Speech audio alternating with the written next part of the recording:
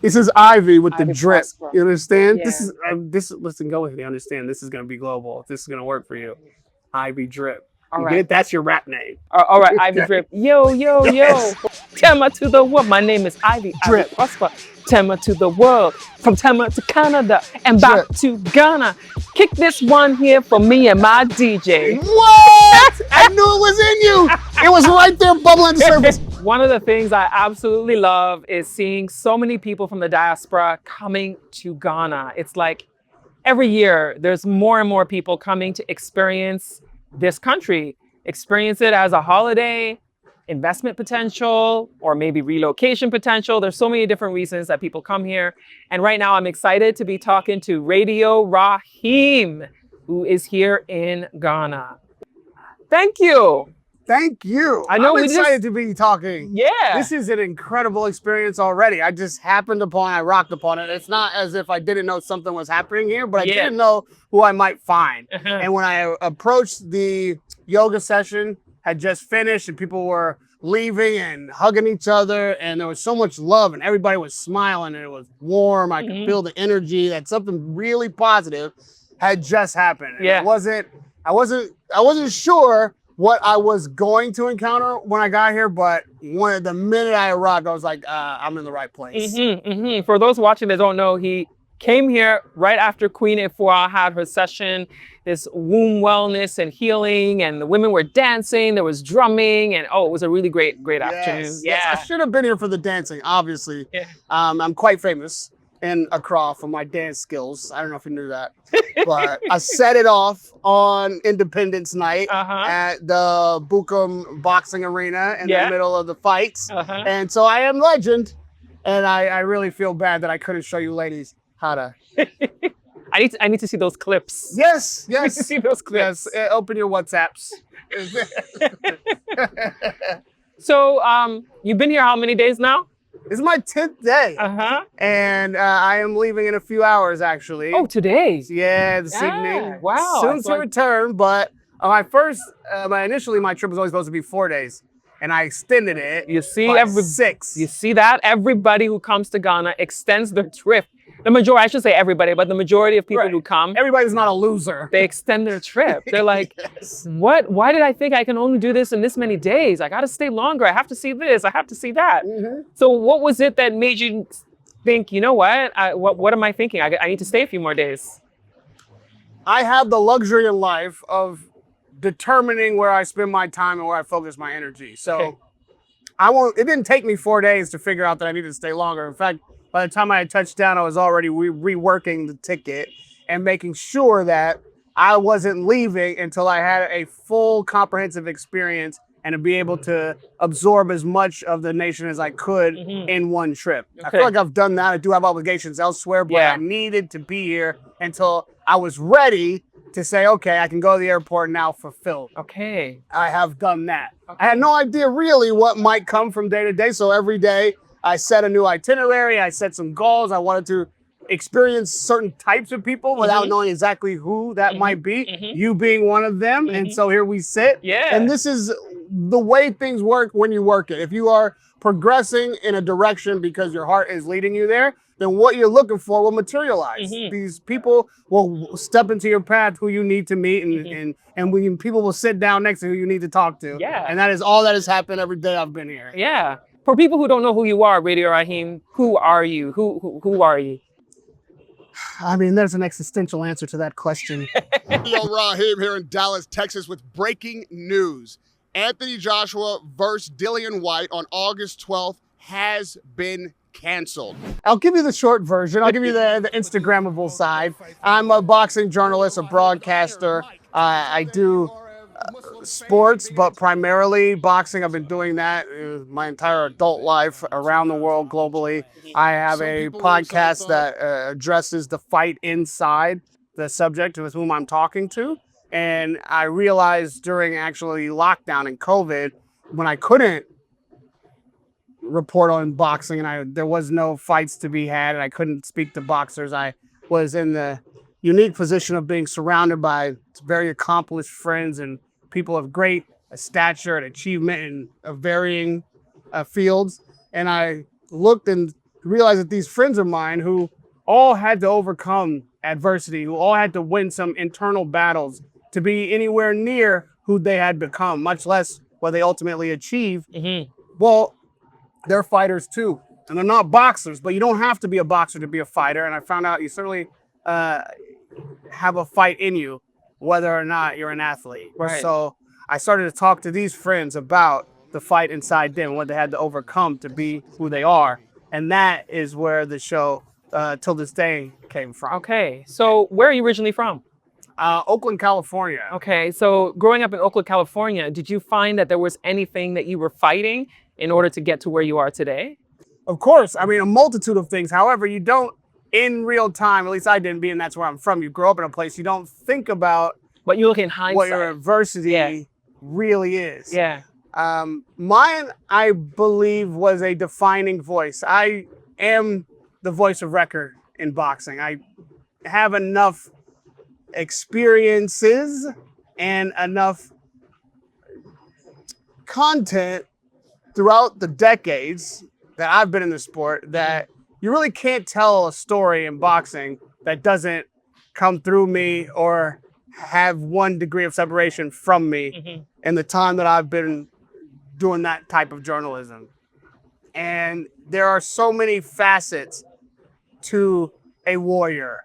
And even like I said during COVID, when I realized that what I was defining as a warrior was actually too finite. And so I have to continue to expand and grow and find new experiences and understand better even my own life and journey so that I can share that and communicate that effectively with people who are on their own, who may not be communicators by trade, or don't have a platform to share. So everything I experience, I share, and hopefully at some stage along the way, everybody can relate to something. Okay. What is a defining moment in your life? This one. Every moment has defined my life because the next moment is predicated on the last. And this is why I am in Ghana on the first episode of a show that I created called The Last Station. It's the same principle. Right now, we're in a moment. And when we stand up and hug, and then we're so grateful that we had this moment, that will have become the last station, the last place I was at. And everything that you have just done, you carry forward to the next thing that you do. This is what I feel about life. I wasn't born on this continent, but my roots were. My ancestors were. The connection that was denied me as a Black American still exists. I just have to find my way back and reconnect and figure out where those roots may have sprung from, and now see all the different influences they've had across the world. Me personally, and those I know who don't know where they are from or they have their connections refortified either. I want to inspire people to look at that and think about that and find what it is in this vast continent that is still inside them, that they may not know the origins of, but you see yourself in other people. And when you go a place where your people are from, you see a lot of yourself in that place. It gives you power. It gives you energy. It expands your mind. It makes you better understand yourself. And this is what I hope to at least exemplify and define for other people until and unless they are inspired to define those things for themselves. They will see in me and in my experience that there's something for them in their experience in what I'm doing. Okay. So every moment is a defining one, and this is no different. Okay. And what are some of the things that you have seen in the Ghanaian people that you see in yourself? Love of mongos. I've been denied mongos my entire life. I have been catfished, understand, by people who love me, who say they love me. And I love them, but I am unsure now of our relationship because I've been fed mangoes, you understand? And that was told to me the only fruit of its nature. It's the only thing that looked that way. So you came here And then I had a mango. from Ghana. In mangoes, they're stringy. They can be a little sour. They're kind of hard. If they're soft, you're grateful, but they're not butter. They're not cold butter that melts in your mouth like a delicious juice. I just did a video where I was saying that Ghana has the best mangoes. Ghana has the best mangoes and best pineapples. Those of you who've not come here, you are missing out. Yeah. So you've confirmed it for me. Yeah, yeah. If maybe at some point you had, taken the time to be a part of my childhood, I would be a better person. But no, you're out here talking to cameras and telling everybody else how great mangoes are while I am suffering in America on the West Coast with mangoes. And you're going back to suffer for them. No. I am going back to watch them suffer. Okay. You know what I mean? Because you've tasted the ones here. I'm going to let it slide for a week. Okay. I'm going to go back. I'm going to go to the grocery store. I'm going to buy some mangoes and I'm going to take them to my family. And then I'm going to have my backpack full of mangoes. And I'm going to hand everybody a mango. And then I'm going to be some shady. Get my mango. And we're all going to eat at the same time. We're all going to think that we had the same thing. But you did it. And just before I leave, and this is going to go on for a week, you understand? And just before I creep out the door, I'm going to give everybody on a toothpick one little slice of butter. One little slice of cold juice that melts in your mouth. And I will ask them just before I walk out the door, did you ever love me? Did you ever love me? We'll find out. We will see, huh? Oh, my days. It's so good. And then right now you're having freshly squeezed pineapple juice. That is also another pleasure And ginger. here. Pleasure in Ghana that people don't realize. Yes. So I didn't know that this was a mass producer of pineapples either. That's something. yeah, you learned that. Yeah, the huge pineapple farms and everything Yes. there. Yeah. And of course, they also taste better than pineapples in America, but not the vast differential that this mango situation. This is an international incident. I don't want to just harp on it. I feel like we're getting off topic. No. But I'm just saying it's a thing and expect to hear from the embassy. And so you've been here, you've had a lot of experiences. Have you gone outside of Accra? Any other cities you've gone to yet? No, I haven't had time to do that. You need to be where you're at and absorb everything that you can. So I don't want to spend a lot of time on the road and trying to observe too much in too little time. So I really focused right here. I was able to connect with people from my childhood even. Your my childhood? mother. Yes, you don't know. This is what actually brought me here, that my mother's friend moved here with her daughter, who's closer to my age, who used to babysit me when I was like 8 or something mad. It was actually the last time I seen them, I was like 8. So my mother, connected with her old friend, and then I connected with her, and then she connected me with her daughter, and then they were able to show me some new places in Ghana, and then the mother invited me here, Nisa, for this event, and that's why we're sitting here together right now. Wow. This is what I mean by we are all so connected. This energy is so close. I mean, it just requires you to take one step in that direction and people will immediately begin to fill the gaps. Wow. So I want to know if there's anything because distinctive about the culture, because I met someone from Louisiana who came and they had gone to a funeral here. And the funerals in Ghana, they'll have people like a brass band, like a marching band kind of thing. And she was like, this looks like New Orleans. Mardi Gras, because that's what I saw when I was leaving. I was in Jamestown and we were leaving the boxing gym. And there were all these old ladies in white. And there was music and they were dancing. And then I asked Foster, I was like, is it Mardi Gras? Because I was going to go dance because I told you, I don't know if you know this, but I'm world famous for my dance moves here. It's a funeral for a very old person. Because I was like, well, why are, they're not even wearing black. Did they not like her? Yeah, when it's, and they're like, no. Yeah, culturally, when it's a person who's lived a long life, an old person, someone dies at 80, 90, people wear white. Because it's like a celebration of their life. Mourning because they passed, but they lived a long life. So let's celebrate. This person lived to 90, lived to 95. So they'll wear white. Radio dance. Yeah, so they'll wear white. This is what I wanted. So why didn't they let you dance? Because people dance at funerals and people dance at funerals. They do. Ghana. They usually dance with people they know.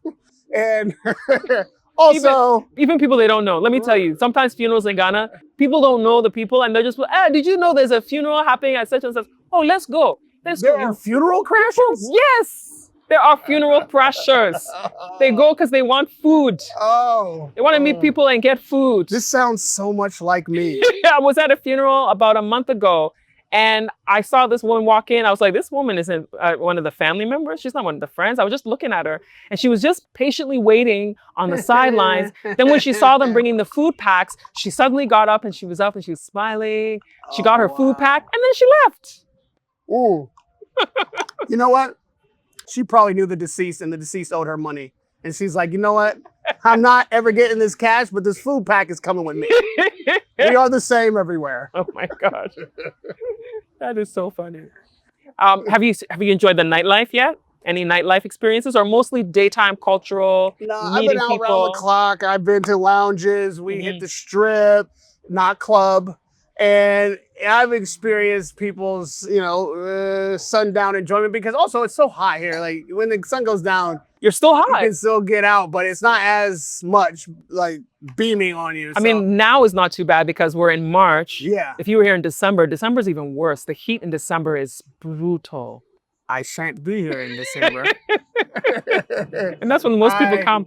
The heat is brutal. Well, everybody's telling me I need to come back in December because that's when they turn up. It's totally turn up time. Complete. But I didn't know they meant the heat on the dial in the oven. It's both. It's both. I don't like it. It's both. I don't like the cook. I don't want to be cooked. The food's hot enough. What is with the sun? Like, pick a struggle. What are we doing? And this is Accra. If you went to the north to Tamale or Bolgatanga in the northern part of Ghana, it's even more hot. Okay, not only Bogatanga, they sound hot. That's on me. If I end up there, well, then clearly I'm glutton for punishment. This sounds like a dish that is going to make my belly burn. But Accra is very gentle. It should be, you know what I mean? It should be warm, Yeah. but not spicy.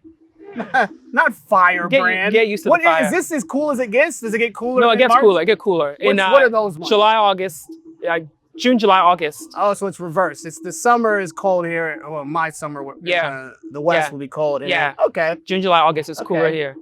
Yeah. All right. That's I when like that. that's when my aunt, so for Americans, that's when it's around like 75 degrees, Yeah. 77. Why He's are watching the chickens so chickens, small? watching the chickens Why are walking by. chickens so small? Are they full grown? It's like those are those actual chickens? Yes, they I feel are. like those are chicklets. Aren't those hens? I feel like this is where chicken nuggets I think those come are from. hens. Because No, I know- it's where chickens who are not injected with are. Oh, weak chickens.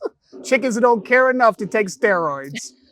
You understand? I saw eggs in the grocery store. They were tiny. like marbles. Yes, because How do you even get the yolk out? because those are natural. Listen, your eggs need a BBL. It's like when I first came years ago, I think it was like the late 90s, and I saw the cows. I was like, the cows look anorexic. But then I realized, you know what? The cows are not being fed the same way they're being force-fed stuff in North America. They're naturally fed. They're naturally fed. Yeah, our beef eats beef. You understand what I'm saying?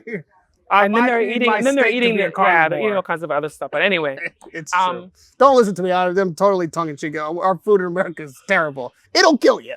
It'll kill you. If you eat an egg the size of the eggs I demand, you won't survive.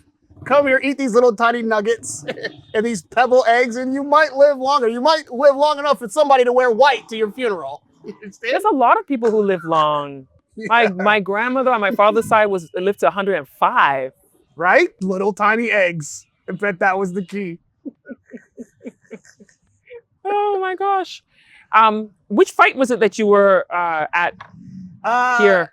Well, Legacy Rise Sports promoted this fight, and it was mad. There were so many fights on the card. I would love to tell you who, but there were 21 fights on the card. They started at 4 p.m. and they ended at 4 a.m. I was 8 hours late, and I left early, and they were still going. Love boxing. Yeah, They and love as do boxing I. here. Just especially in Jamestown. That area is known for boxing. You'll have kids who are learning to box young. You just see them fighting. Even during like arts festivals. I remember seeing Chalewote festivals, an arts festival that happens in August. And I was like, oh, there's kids like out here boxing. And this is an arts festival, but they're having their little fights and people are cheering them on. They love it. Yes, no, the place was crushed. I can With imagine. energy, everybody was on a 12, and the scale only went to 10. They were absolutely engaged for all 21 fights. Never seen anything like it. The energy was just phenomenal, never dipped. The fighters were one after the next, were coming to do their best, give their most, and they see that there is a potential for greater life options if they can succeed. Yeah. Like it is in any sport, but in boxing in particular, because it's a poor man's sport, it is the one thing that most people can do in most places without a lot of money. Right, So because you just need the gloves. it's an opportunity Yeah. is what boxing is. And these people have the warrior heart and the spirit to compete. So that was really one of the most inspiring things I've seen. I've, as I said, worked in this sport my entire adult life. Did you ever box? Only for sport. I've always been a talker. I could talk myself into and out of fights, so there was really no need to box. I could just skip the middle part. Yeah. You know what I mean? So this was some thing that I saw that the world needs to see, and I'm going to make sure that the fighters here and the developing young men who aspire to be professionals get to shine and get an opportunity to be seen in the world. What about the people, I want to backtrack right now because I'm remembering that earlier in the conversation, you talked about the people you knew who moved here as a kid. How was the reunion? That was your first time seeing them since they left. Yeah, yes. Oh, it was so emotional. It was wonderful, you know, because when you're a kid, you don't really miss adults. You know what I mean? They're just memories of people that you encountered, your parents, friends, people who came and went. But then when at this stage in life, when you see adults who have lived their life and they are so affectionate towards you and they remember you and you barely remember being yourself, it reminds you of how many people you've had impact on that you're not even thinking about anymore. The people, I mean, you do interviews, you are out in the world and creating.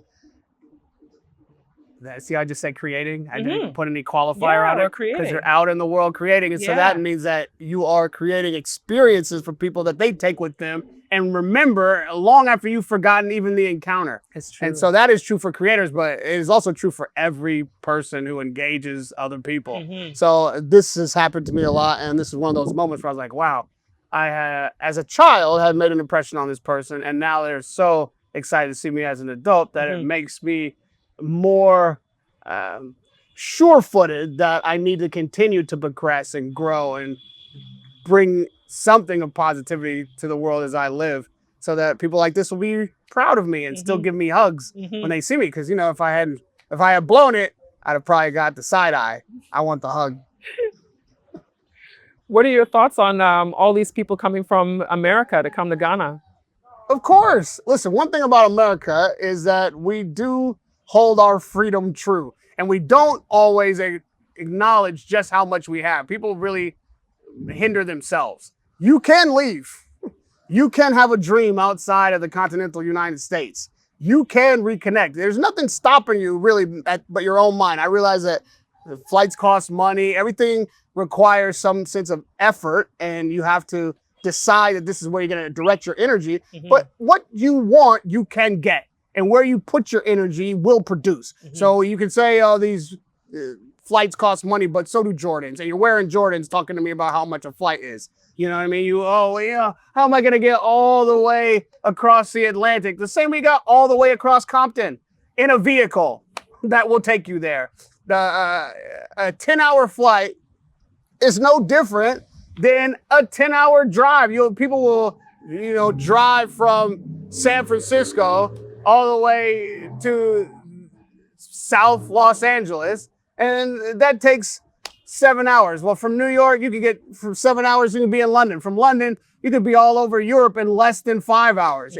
I got here in less than 7. Like, you have to realize that it's time, not resources now, and how you allocate it. So you have the ability to go where you want to go and experience what you desire if that is where you put your focus. And everything that you are currently doing, you're doing it because that is where you put your intention. If you put it elsewhere, you'll be doing where you put that intention, you'll be doing that. Yeah. And so this is the one thing I think Americans, in general, but less so now, as the world gets smaller, the internet gets larger, people are able to see the world through their own eyes without the filter of the mass media and other people's generational fears and traumas. You can start to realize, oh, there's a lot more for me out there, and it really is at my fingertips. And then one day you'll come home with a bag of mangoes and not share them with anybody because that's what they deserve. What is one thing that surprised you on this trip? You're gonna make me say mangoes again? What is wrong with you? Can we get off of that subject? Okay, another thing that surprised me was how freely the goats roam. You guys have goats here that are so confident. They're cute, they're fat, and they're in danger. They are walking freely amongst predators. All these people are acting like petting them. They're feeding them little scraps of, you know what I mean? They're paying no attention. But you know what I had before I got here? a delicious goat. And I'm sure it was fresh. It was fresh. You people are deceiving these adorable little animals that they are safe. They are not safe. Someone told me about how when she was a child, they had a goat and she was like, the goat was like her friend, like how somebody has a pet dog or something. The goat was a friend. Then she was like, then all of a sudden the goat was gone and it was on the table. So she was like, she was savage. Trauma. Yes. Yes. And you know what? They are a lot spicier than they look. Goats. Oh my goodness. All right. The goats, the mangoes. Talking to a goat, right? Because I'm in danger also. They don't know. I too am a goat. We are goats. Yes. We are goats. Yes. Greatest interview of all time. Let's go. Okay. All right. Tell me again the name of this show. Ivy Prosper. Ivy Prosper. What does that mean? I mean, I know what Prosper means, but why Ivy? My name is Ivy Prosper. That is what's on my birth certificate. Ivy Prosper. That is crazy because I am Ebony Radio. You're Ebony Radio. Yes. I'm Ivy Prosper. That's my name. Ebony and Ivory. Together forever. But I'm not Ivory. I'm Ivy. Ivy? Yes. Like, okay. Like IV, like into the veins. Like the plant. Direct into the veins. IV drip. You know what I mean? This is Ivy with the drip. Prosper. You understand? Yeah. Listen, go with me. Understand, this is going to be global. This is going to work for you. Ivy drip. You get it? That's your rap name. All right, Ivy drip. Yo. What can I do? I'm not a good rapper. Yeah, I'm not a good rapper. Don't say that. That's not how we start. Okay, so I'm a good rapper. That's not how we start. Okay, so I started in the streets of Tema. Born in the streets of Tema. Tema, center of the world. Tema, center of the world. Tema, center of the world. Close to the 0, 0, 0, 0 on the earth. 0, 0 on the earth. Tema to the world. Tema to the world. My name is Ivy. Ivy Prosper. Tema to the world. From Tema to Canada and back to Ghana. Tema to the world. This is Ivy Prosper. Chilling with Radio Rahim here in Ghana. We're in Accra. Chilling in Accra.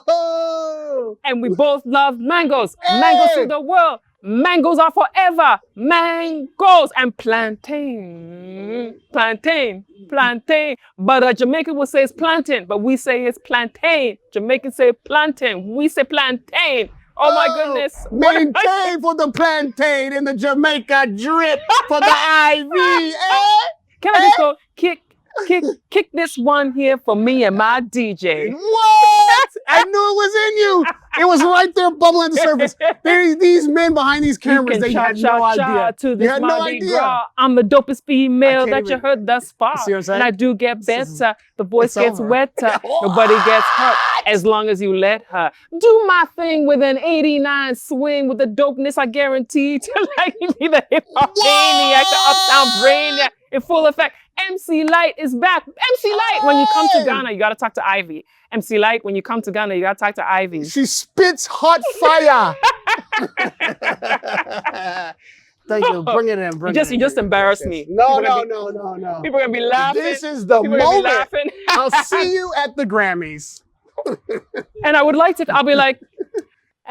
to thank Radio Rahim for helping me. And I'm going to let you finish. But Beyonce had the greatest rap album of all time.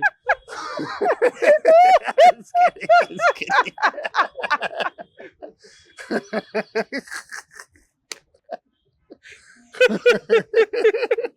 Oh my gosh, this is really funny. All right, so thank you so much for watching this episode. This has been very entertaining, very, very heartwarming. I laughed from the beginning to end. Thank you so much, Radio Rahim.